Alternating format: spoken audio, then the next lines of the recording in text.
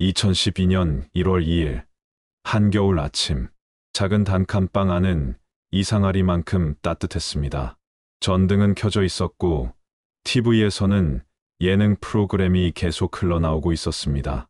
방 한가운데 70대 여성이 쓰러져 있었습니다. 상체는 옷을 입은 상태였지만 하반신은 속옷도 제대로 입지 못한 반나체였습니다. 바닥에는 피가 사방으로 튀어 있었고 유리 파편이 흩어져 있었으며 이불은 엉망으로 헝클어져 있었습니다. 그리고 시신 바로 옆 한 벌의 남성 속옷이 놓여 있었습니다. 범인은 자신의 속옷을 그대로 두고 도망쳤습니다. 강제 침입 흔적은 없었습니다. 현금 34만 원은 그대로 남아 있었습니다. 금품이 목적이 아니었습니다. 거동이 불편했던 할머니, 혼자서는 제대로 걷기도 힘들었던 분, 갈비뼈는 여러 군데 부러져 있었고 앞가슴뼈까지 금이 가 있었습니다.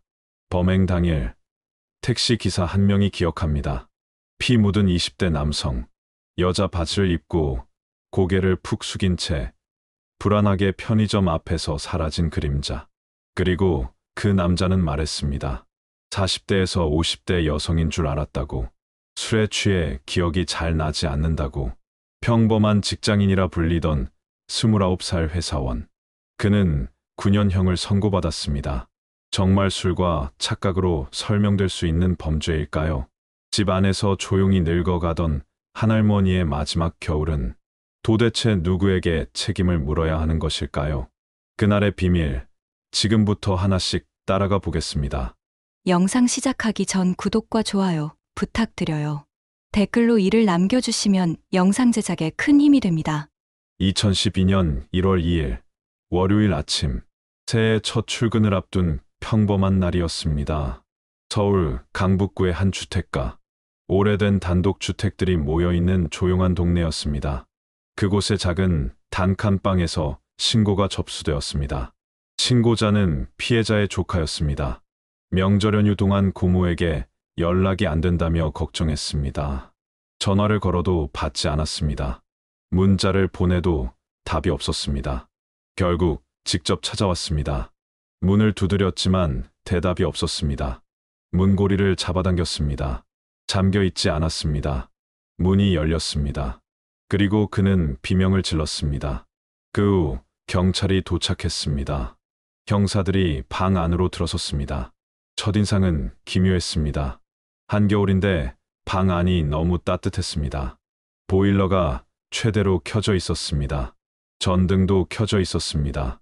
천장의 형광등이 환하게 방 안을 비추고 있었습니다.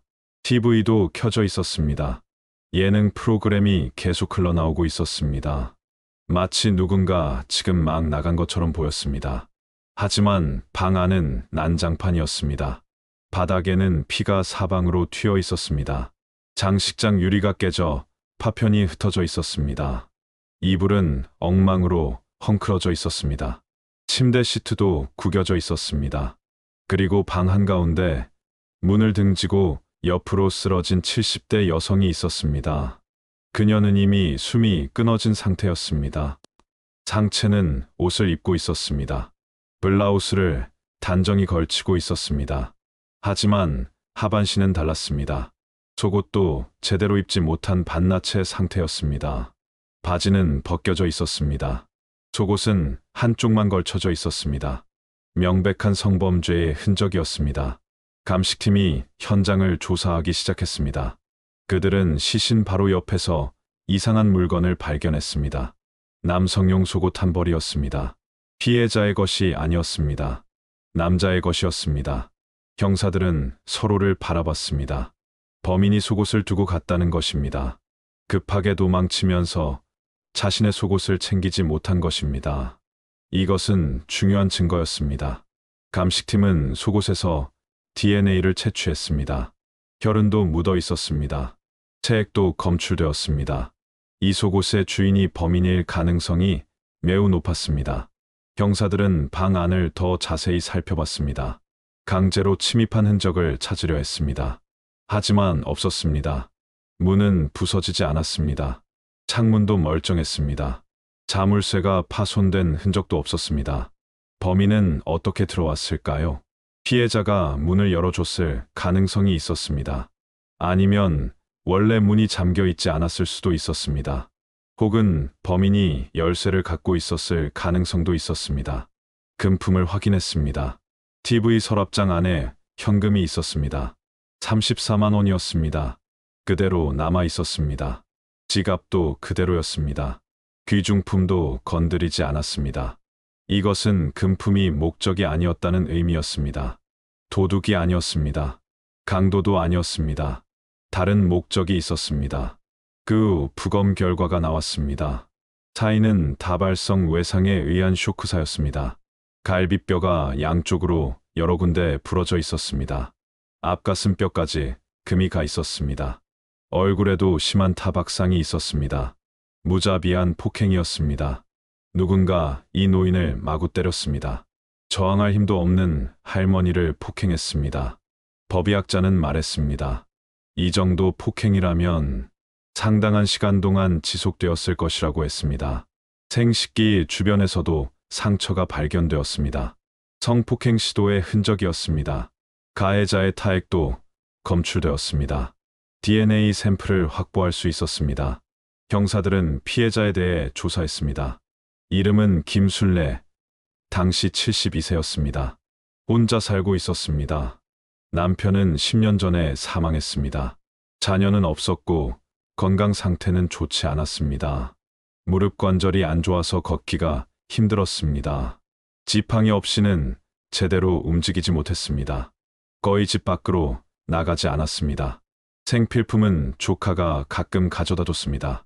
경찰은 이웃들의 증언을 들어봤습니다. 조용한 사람이었다고 했습니다. 혼자 지내서 외로워 보였다고 했습니다. 가끔 TV 소리가 크게 들렸지만 큰 문제는 없었다고 했습니다. 최근에 이상한 사람을 본 적이 있는지 물었습니다.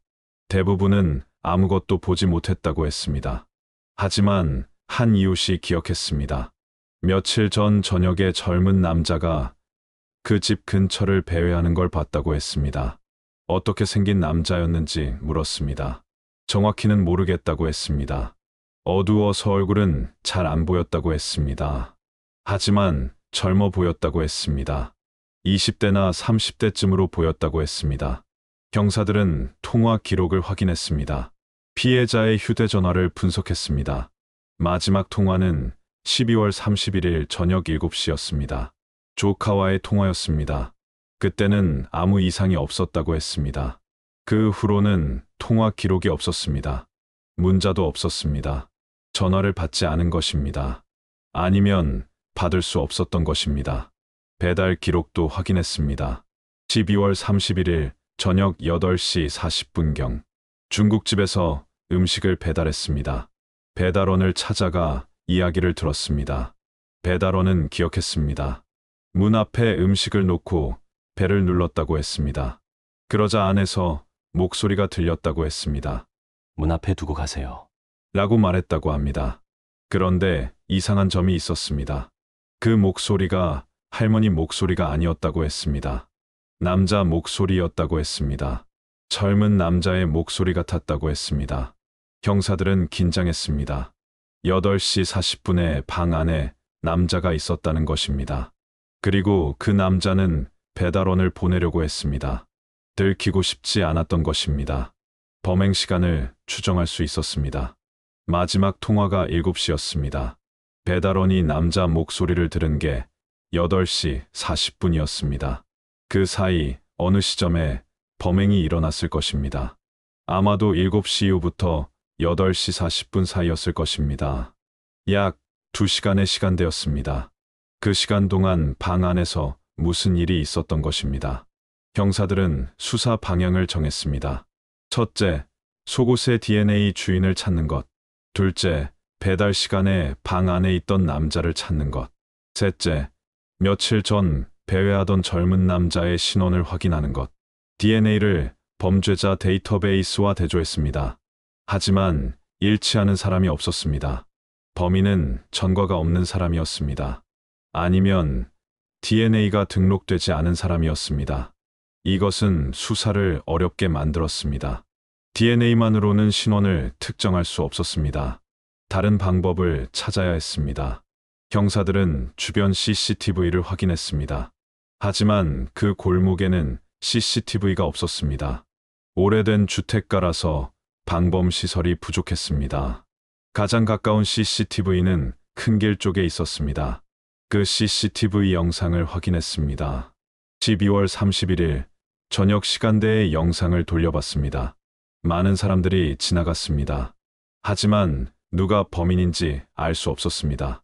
형사들은 답답했습니다. 범인의 DNA는 확보했지만 신원을 모릅니다. 배달원은 남자 목소리를 들었지만 얼굴을 보지 못했습니다. 이웃은 젊은 남자를 봤지만 누군지 모릅니다. 모든 단서가 불완전했습니다. 범인은 가까이에 있는 것 같으면서도 잡히지 않았습니다. 하지만 형사들은 포기하지 않았습니다. 반드시 범인을 찾겠다고 다짐했습니다. 이렇게 무자비한 범행을 저지르고 도망친 사람을 그냥 둘 수는 없었습니다. 그리고 그들은 알지 못했습니다. 곧 예상치 못한 제보가 들어올 것이라는 것을, 그 제보가 사건의 물꼬를 트게 될 것이라는 것을. 사건 발생 20일 후 경찰에 한 통의 제보 전화가 걸려왔습니다. 신고자는 택시 기사였습니다. 그는 뉴스에서 이 사건을 봤다고 했습니다.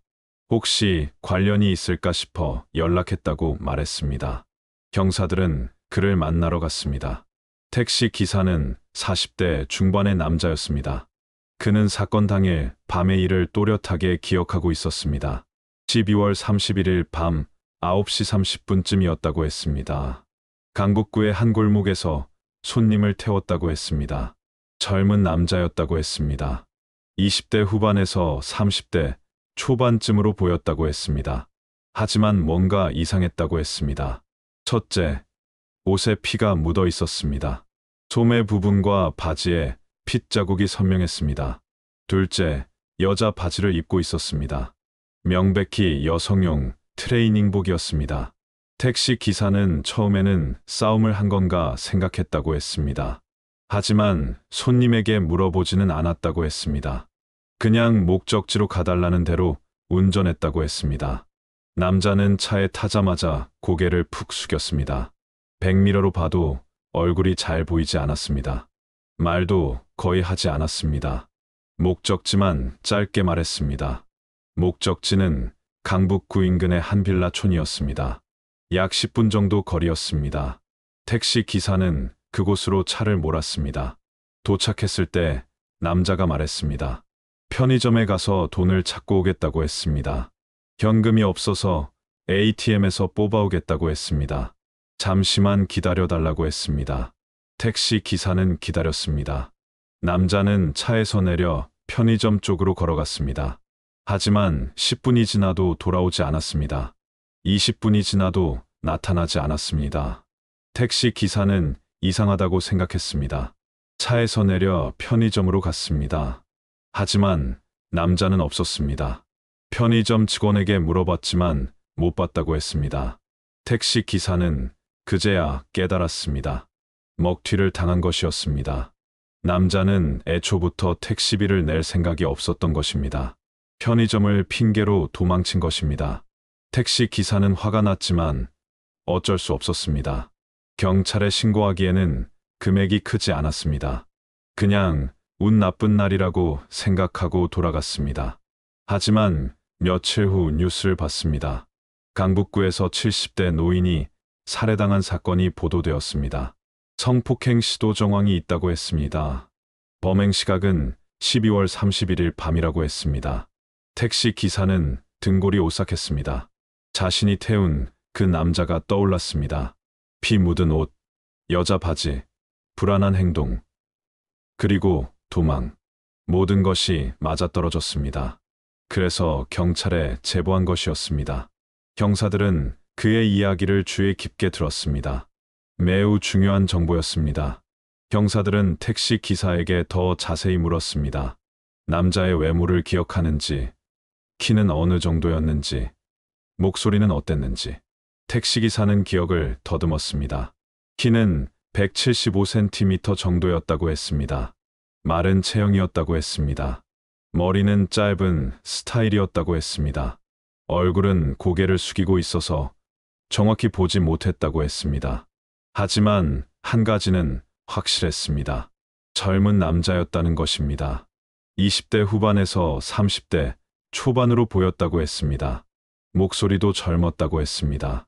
경사들은 택시의 블랙박스를 확인했습니다. 다행히 영상이 남아 있었습니다. 화질은 좋지 않았지만 남자의 모습이 어렴풋이 보였습니다. 고개를 숙이고 있어서 얼굴은 명확하지 않았습니다. 하지만 체형과 옷차림은 확인할 수 있었습니다. 여성용 트레이닝복 바지가 선명하게 보였습니다. 소매에 묻은 핏자국도 보였습니다. 경사들은 남자가 내린 장소를 확인했습니다. 강북구 인근의 한 빌라촌이었습니다. 그곳으로 수사팀을 보냈습니다. 빌라촌은 3층짜리 건물 여러 채가 모여 있는 곳이었습니다. 각 건물마다 10여 가구가 살고 있었습니다. 총 수십 가구가 밀집해 있었습니다. 경사들은 탐문 수사를 시작했습니다. 각 집을 방문해 주민들에게 물었습니다. 12월 31일 밤에 이상한 사람을 본 적이 있는지, 여자 바지를 입은 남자를 본 적이 있는지, 피 묻은 옷을 입은 사람을 본 적이 있는지. 대부분의 사람들은 모른다고 했습니다. 연말이라 집에만 있었다고 했습니다. 밖에 나가지 않아서 아무것도 보지 못했다고 했습니다. 하지만 한 주민이 기억했습니다. 1층에 사는 여성이었습니다. 그날 밤 늦게 계단에서 발소리를 들었다고 했습니다. 급하게 올라가는 소리였다고 했습니다. 몇 층으로 올라갔는지 물었습니다. 정확히는 모르겠지만 위층으로 올라간 것 같다고 했습니다. 2층이나 3층쯤으로 보였다고 했습니다. 경사들은 2층과 3층의 집들을 집중적으로 조사했습니다. 각 집 앞에서 혹시 흔적이 남아있지 않은지 살펴봤습니다. 대부분은 깨끗했습니다. 하지만 3층의 한 집 앞에서 이상한 것을 발견했습니다. 현관문 손잡이에 작은 얼룩이 있었습니다. 갈색 빛깔의 작은 점이었습니다. 혈흔처럼 보였습니다. 감식팀을 불러서 샘플을 채취했습니다. 다음 국립과학수사연구원으로 보내 분석을 의뢰했습니다. 며칠 후 결과가 나왔습니다. 그 얼룩은 혈흔이 맞았습니다. 그리고 그 혈액의 DNA를 분석한 결과 사건 현장에서 채취한 피해자의 DNA와 일치했습니다. 경사들은 확신했습니다. 이 집이 범인의 집이라는 것을. 범인은 범행 후 택시를 타고 이곳으로 돌아왔습니다. 그리고 현관문을 열 때 손에 묻은 피가 손잡이에 묻은 것입니다. 경사들은 그 집의 주인을 확인했습니다. 김도현, 29세, 회사원이었습니다. 그는 혼자 살고 있었습니다. 직장은 근처의 한 중소기업이었습니다. 주민들에게 김도현에 대해 물었습니다. 조용한 사람이라고 했습니다. 특별히 문제를 일으킨 적은 없다고 했습니다. 인사를 잘하는 편이었다고 했습니다. 경사들은 김도현의 사진을 확보했습니다. 주민등록증 사진을 확인했습니다. 그리고 택시 기사에게 보여줬습니다.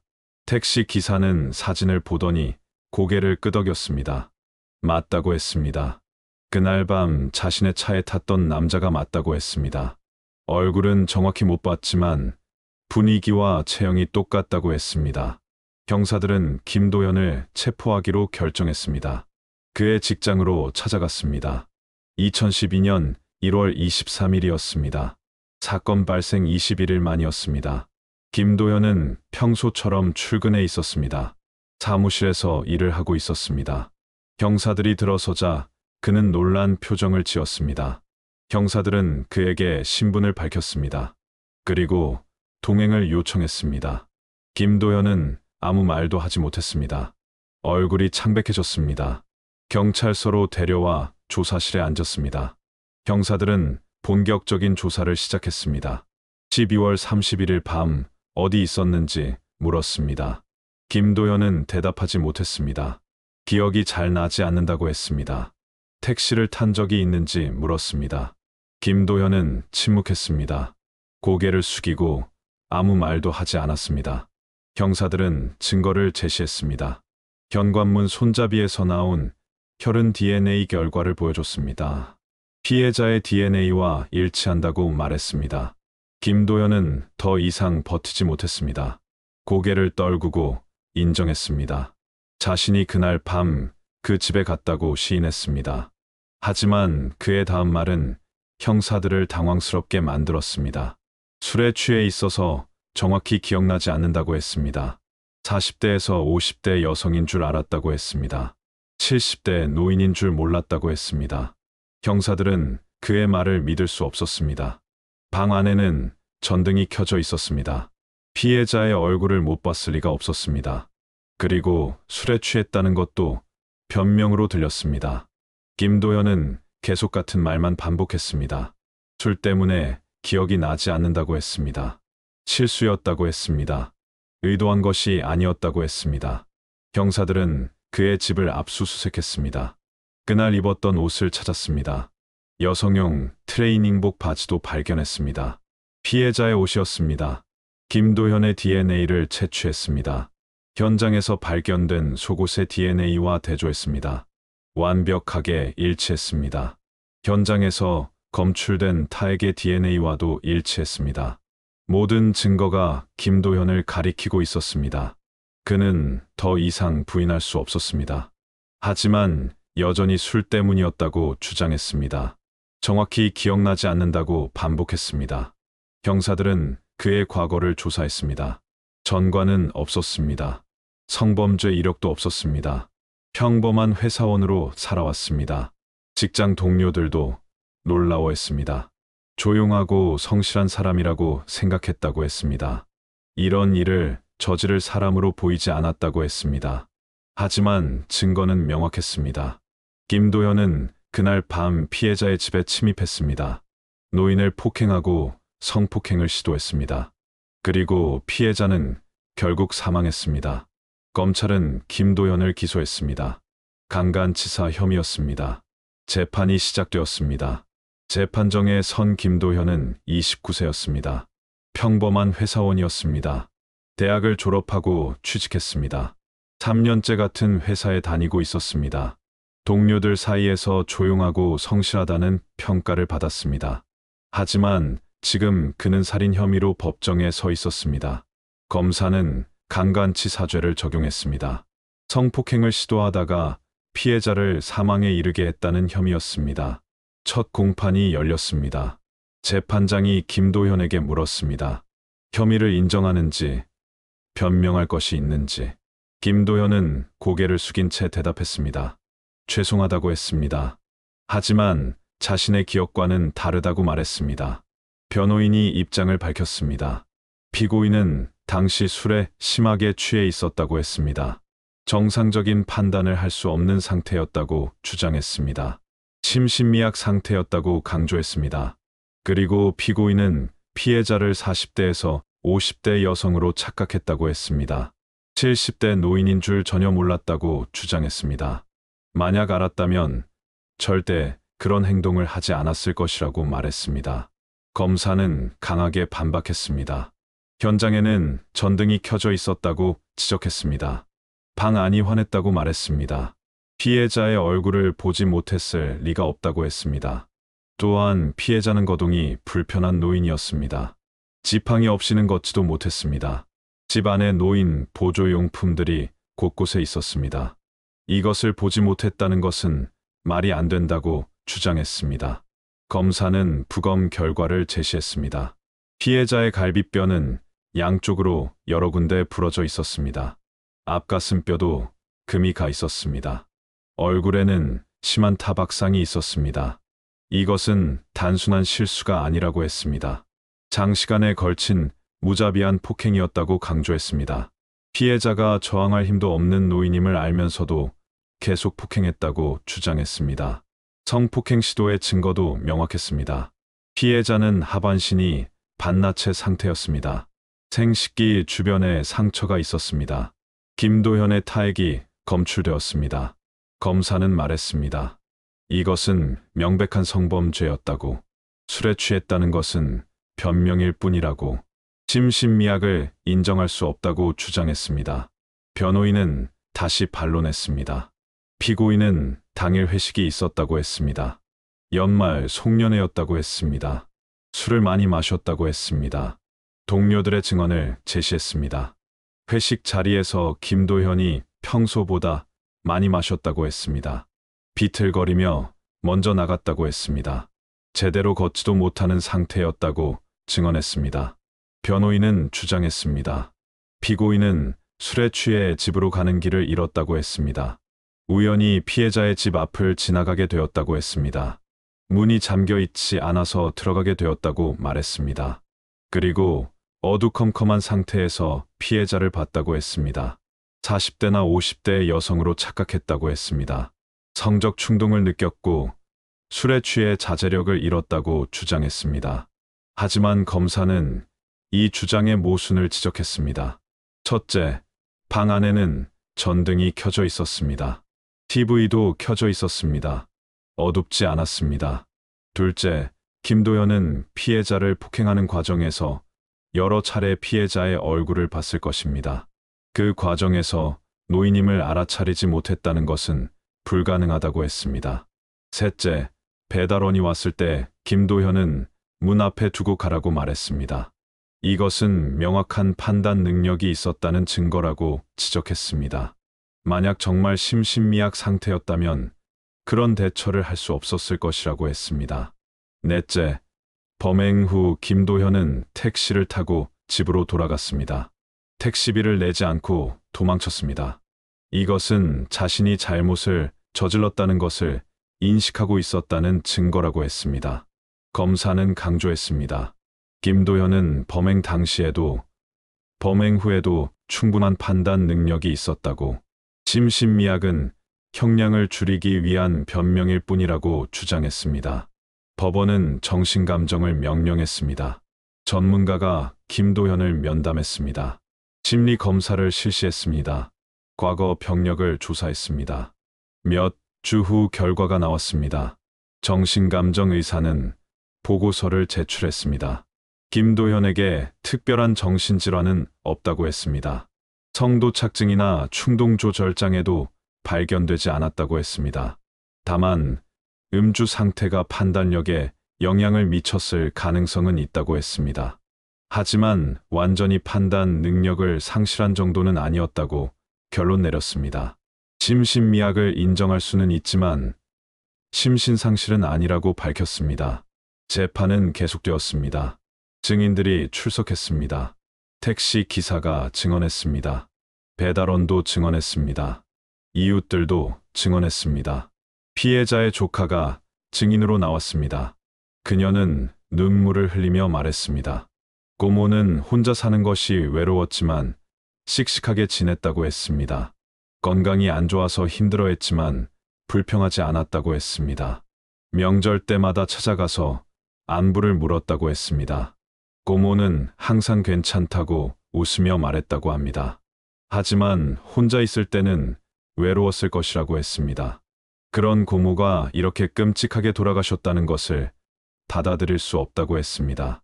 범인이 술에 취했다는 변명을 하는 것이 너무 화가 난다고 말했습니다. 고모의 나이를 몰랐다는 것도 말도 안 된다고 했습니다. 재판부는 양측의 주장을 듣고 고민했습니다. 증거는 명확했습니다. 김도현이 범인이라는 것은 의심의 여지가 없었습니다. 문제는 양형이었습니다. 심신미약을 인정할 것인지, 착각을 참작할 것인지, 이것이 쟁점이었습니다. 검사는 무기징역을 구형했습니다. 강간치사는 중범죄라고 강조했습니다. 피해자는 저항할 힘도 없는 노인이었다고 했습니다. 절대 용서받을 수 없는 범죄라고 주장했습니다. 변호인은 선처를 호소했습니다. 피고인은 전과가 없다고 했습니다.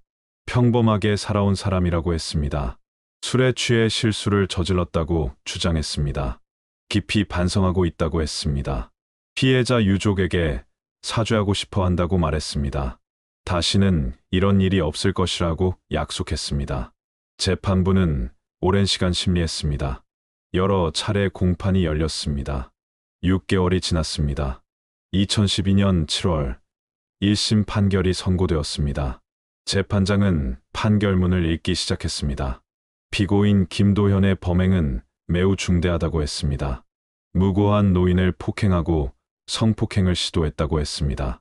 그 결과 피해자가 사망했다고 했습니다. 하지만 재판부는 몇 가지 참작 사유를 인정했습니다. 첫째, 피고인이 범행 당시 술에 취해 있었던 것은 사실이라고 했습니다. 동료들의 증언과 정황상 상당량의 음주가 있었다고 인정했습니다. 둘째, 피고인에게 전과가 없다는 점을 고려했습니다. 평소 성실하게 생활해온 사람이라고 밝혔습니다. 셋째, 피고인이 범행을 인정하고 반성하고 있다는 점을 참작했습니다. 이러한 이유로 심신미약을 인정한다고 했습니다. 강간치사죄를 적용하되 형량을 감경한다고 밝혔습니다. 최종 선고는 징역 9년이었습니다. 법정에 있던 사람들은 술렁였습니다. 피해자 유족은 믿을 수 없다는 표정이었습니다. 9년이면 너무 짧다고 생각했습니다. 검사도 불만스러웠습니다. 무기징역을 구형했는데 9년이라니 너무 가볍다고 생각했습니다. 항소를 검토하겠다고 밝혔습니다. 김도현은 고개를 숙이고 있었습니다. 눈물을 흘리는 것 같았습니다. 하지만 그것이 진심인지는 알 수 없었습니다. 판결 후 논란이 일었습니다. 언론에서 이 사건을 다뤘습니다. 많은 사람들이 분노했습니다. 인터넷 커뮤니티에는 비난글이 쏟아졌습니다. 70대 노인을 폭행해 죽였는데 9년이 말이 되느냐고 했습니다. 술에 취했다는 것이 면죄부가 되어서는 안 된다고 주장했습니다. 나이를 착각했다는 변명도 받아들일 수 없다고 했습니다. 설령 40대나 50대라고 해도 성폭행은 범죄라고 지적했습니다. 피해자의 나이가 형량을 결정하는 기준이 되어서는 안 된다고 말했습니다. 법률 전문가들도 의견을 냈습니다. 일부는 판결이 적절하다고 했습니다. 심신미약과 여러 참작 사유를 고려하면 9년도 합리적이라고 주장했습니다. 하지만 다른 전문가들은 비판했습니다. 심신미약 인정이 너무 관대하다고 했습니다. 술을 마신 것은 본인의 선택이라고 지적했습니다. 술 때문에 범죄를 저질렀다면 더 무겁게 처벌해야 한다고 주장했습니다. 검사는 결국 항소했습니다. 하지만 2심에서도 판결은 크게 바뀌지 않았습니다. 징역 9년이 확정되었습니다. 김도현은 교도소로 이송되었습니다. 9년의 형을 살게 되었습니다. 2021년에 출소할 예정이었습니다. 하지만 질문은 남았습니다. 정말 술 때문이었을까요? 정말 나이를 착각했을까요? 9년이 적절한 형량일까요? 판결이 확정된 후에도 이 사건은 많은 질문을 남겼습니다. 형사들은 사건을 정리하면서도 석연치 않은 부분들을 발견했습니다. 김도현의 진술과 현장의 증거가 완전히 일치하지 않았기 때문입니다. 형사들은 다시 현장을 재구성해봤습니다.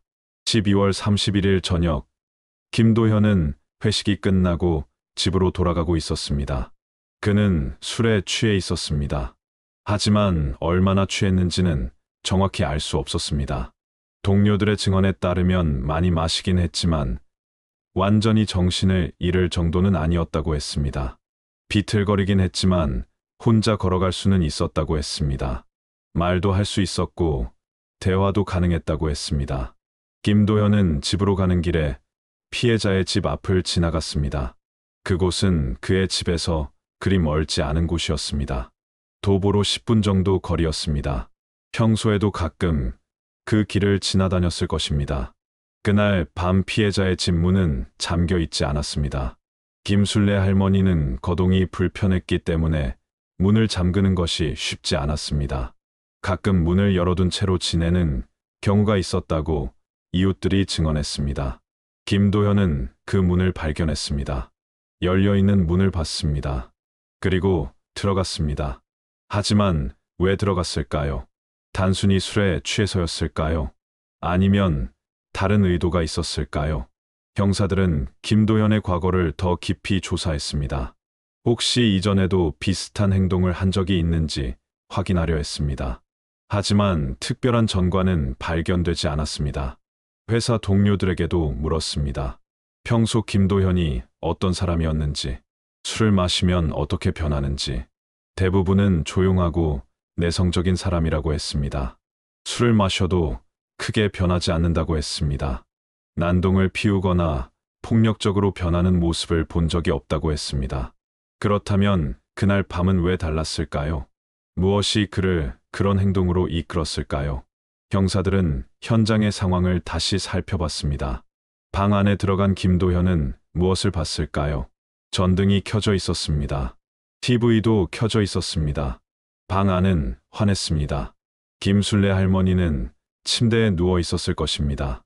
거동이 불편해서 대부분의 시간을 침대에서 보냈습니다. TV를 보거나 라디오를 들으며 시간을 보냈습니다. 김도현이 들어왔을 때 할머니는 놀랐을 것입니다. 누군가 들어온다는 소리를 들었을 것입니다. 돌아봤을 것입니다. 그리고 낯선 남자를 봤을 것입니다. 할머니는 무슨 말을 했을까요? 누구냐고 물었을까요? 나가라고 소리쳤을까요? 아니면 너무 놀라서 아무 말도 못했을까요? 김도현은 무슨 생각을 했을까요? 그는 재판에서 40대나 50대 여성으로 착각했다고 말했습니다. 하지만 형사들은 이것을 믿기 어려웠습니다. 김술래 할머니는 72세였습니다. 얼굴에는 주름이 많았습니다. 머리카락은 희끗희끗했습니다. 몸도 마르고 약해 보였습니다. 전등이 켜진 방 안에서 이런 할머니를 40대나 50대로 착각할 수 있을까요? 경사들은 의문스러웠습니다. 혹시 김도현은 할머니의 나이를 알고 있었던 것은 아닐까요? 하지만 상관없었던 것은 아닐까요? 그에게 중요한 것은 나이가 아니라 다른 것이었던 것은 아닐까요? 경사들은 성범죄의 특성을 연구했습니다. 전문가들의 의견을 들었습니다. 성범죄는 성적 욕구만으로 설명되지 않는다고 했습니다. 권력 욕구, 지배 욕구, 폭력성이 복합적으로 작용한다고 했습니다. 특히 노인을 대상으로 한 성범죄는 피해자의 약함을 이용한다는 특징이 있다고 했습니다. 저항할 수 없는 대상을 선택하는 것이라고 설명했습니다. 김도현도 그랬을까요? 할머니가 약하고 저항할 수 없다는 것을 알았기 때문에 침입한 것일까요? 만약 그렇다면 이것은 우발적 범죄가 아닙니다. 계산된 범죄입니다. 하지만 이것을 증명할 방법은 없었습니다. 김도현은 끝까지 술에 취해 기억이 나지 않는다고 주장했습니다. 그의 속마음을 들여다볼 수는 없었습니다. 부검 결과를 다시 검토했습니다. 할머니의 상처들을 분석했습니다. 갈비뼈 골절은 강한 힘으로 가슴을 누르거나 때렸을 때 생기는 상처였습니다. 여러 군데 부러진 것은 반복적인 폭행이 있었다는 의미였습니다.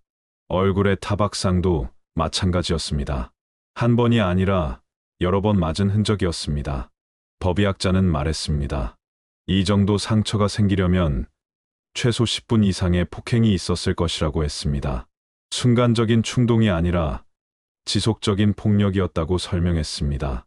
그 10분 동안 김도현은 무슨 생각을 했을까요? 할머니는 얼마나 고통스러웠을까요? 소리를 질렀을까요? 아니면 너무 놀라서 소리도 내지 못했을까요? 이웃들은 아무 소리도 듣지 못했다고 했습니다. 연말이라 집집마다 TV 소리가 컸던 것도 이유였을 것입니다. 할머니의 집도 TV가 켜져 있었습니다. 소리가 밖으로 새어나가지 않았을 것입니다. 배달원이 왔을 때는 8시 40분이었습니다. 그때 김도현은 아직 방 안에 있었습니다.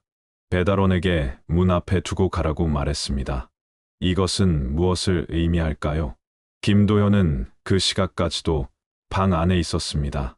범행 시작부터 최소 1시간 이상이 지난 시점이었습니다. 그 시간 동안 그는 무엇을 했을까요? 계속 폭행을 했을까요?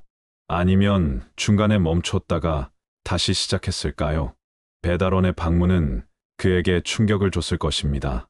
누군가 온다는 것을 알았을 것입니다. 당황했을 것입니다. 하지만 침착하게 대처했습니다. 이것은 그가 완전히 판단력을 잃은 상태가 아니었다는 증거입니다. 상황을 인식하고 대응할 수 있었습니다. 자신이 들키면 안 된다는 것을 알고 있었습니다. 배달원이 떠난 후 김도현은 얼마나 더 방 안에 있었을까요? 언제 나갔을까요? 이것은 정확히 알 수 없습니다. 택시를 탄 것은 9시 30분쯤이었습니다. 배달원이 떠난 지 50분 후였습니다. 그 사이에 방을 나왔을 것입니다. 나가기 전에 그는 무엇을 했을까요? 현장을 정리하려고 했을까요? 아니면 그냥 급하게 도망쳤을까요? 방 안은 난장판이었습니다. 유리가 깨져 있었고, 이불이 엉켜 있었고, 피가 튀어 있었습니다. 정리한 흔적은 없었습니다. 하지만 김도현은 자신의 속옷을 두고 갔습니다. 왜 속옷을 벗었을까요? 성폭행을 시도하는 과정에서 벗었을 것입니다. 그리고 급하게 도망치면서 챙기지 못한 것입니다. 피해자의 바지를 입고 나갔습니다. 왜 피해자의 바지를 입었을까요? 자신의 바지에 피가 많이 묻어서였을 것입니다. 그래서 피해자의 옷장에서 바지를 꺼내 입었을 것입니다. 이것도 계산된 행동입니다. 자신의 바지를 그대로 입고 나가면 눈에 띈다는 것을 알았습니다. 그래서 바지를 갈아입은 것입니다. 택시를 탔을 때도 고개를 숙이고 있었습니다. 얼굴을 보이지 않으려고 했습니다. 택시비를 내지 않고 도망친 것도 계획적이었습니다. 애초부터 흔적을 남기지 않으려고 한 것입니다. 이 모든 행동들이 말해줍니다. 김도현은 자신이 무엇을 했는지 알고 있었습니다. 그것이 범죄라는 것을 인식하고 있었습니다. 그래서 숨기려고 했습니다. 하지만 그는 실수를 했습니다. 현관문 손잡이에 혈흔을 남긴 것입니다. 그것이 그를 잡는 결정적 증거가 되었습니다. 형사들은 생각했습니다. 만약 그 혈흔이 없었다면 어땠을까? 김도현은 잡히지 않았을까? 이 사건은 미제로 남았을까? 아마도 그랬을 것입니다.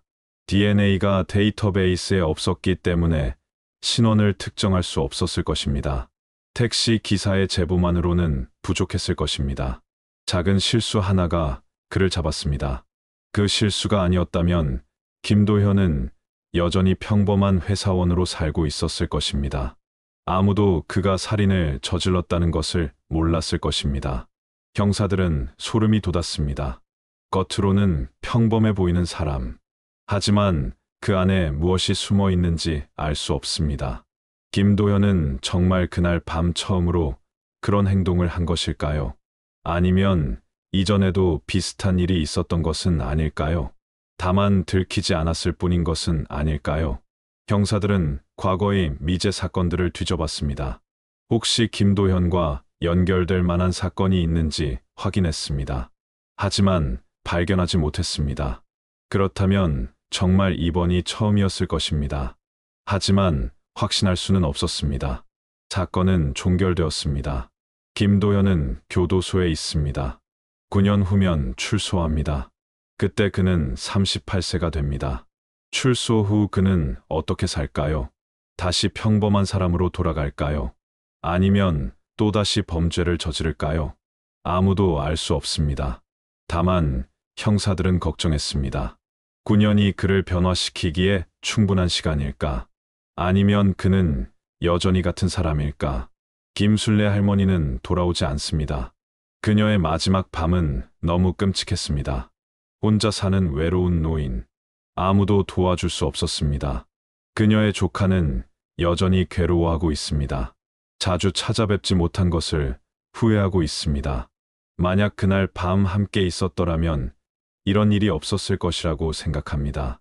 하지만 그것은 그녀의 잘못이 아닙니다. 누구도 예상할 수 없었습니다. 평범한 연말 밤에 이런 일이 벌어질 줄은. 사건은 끝났지만 질문은 남았습니다. 정말 술 때문이었을까? 정말 착각이었을까? 9년이 적절한 형량일까? 그리고 더 큰 질문. 우리 사회는 이런 범죄를 어떻게 막을 수 있을까? 혼자 사는 노인들을 어떻게 보호할 수 있을까? 2012년 사건이 종결된 후 몇 가지 변화가 있었습니다. 경찰은 독거노인 보호 시스템을 강화하기로 했습니다. 정기적인 안전 확인을 실시하기로 했습니다. 지역 사회와 협력해 취약 계층을 보호하려는 노력을 시작했습니다. 강북구청도 움직였습니다. 독거노인 가구에 방범 시설을 지원하기로 했습니다.